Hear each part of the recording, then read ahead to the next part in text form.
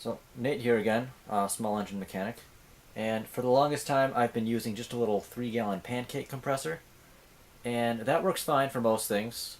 I don't really run air tools or anything in here. The impacts I have are electric and the rest of it is hand tools, because on this smaller stuff you don't really want to be using a lot of power with it. Very easy to strip stuff out. But anyways, I've been running this 3-gallon pancake compressor for the longest time, and I've finally decided I want a little bit more volume to it. Because even with this blow nozzle here, the 3 gallons is actually not very much, and after a few pumps, it actually loses quite a bit of pressure. The other day, somebody was actually nice enough to just give me their old little pancake compressor. It had a leak somewhere and they didn't want to deal with it, so they just gave it to me.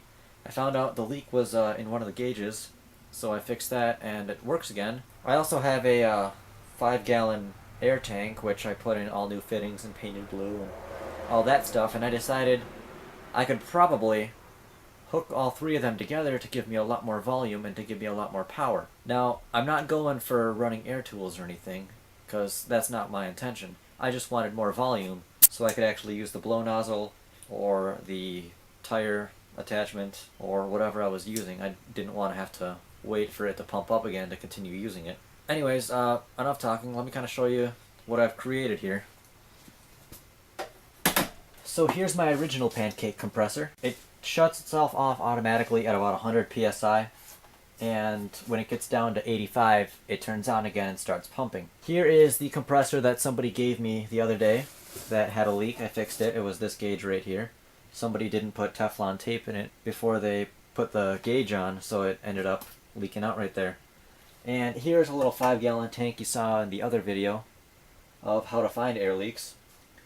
And what I've done is I've actually gotten a splitter, 3-way splitter here, and I've run the outlets on these 2 compressors into this tank, and then the 3rd attachment I ran the hose out to whatever I want to use. So basically I've adjusted this one down to turn on exactly when this one turns on, so when I'm using it and this internal pressure gets down to 85 psi, they'll both kick on, and they'll both, this one's a little more powerful, so it does a little bit more work, but they're both working to get the tank pressure back up.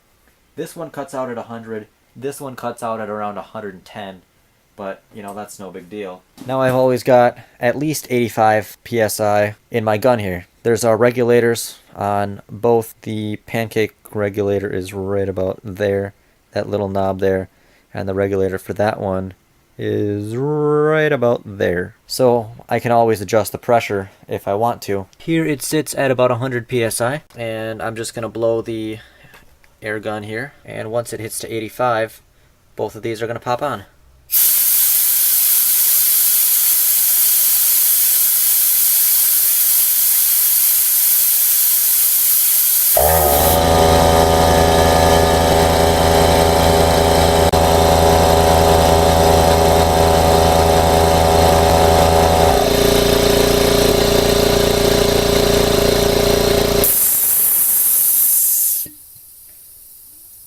And there goes that one, stopping right about 110.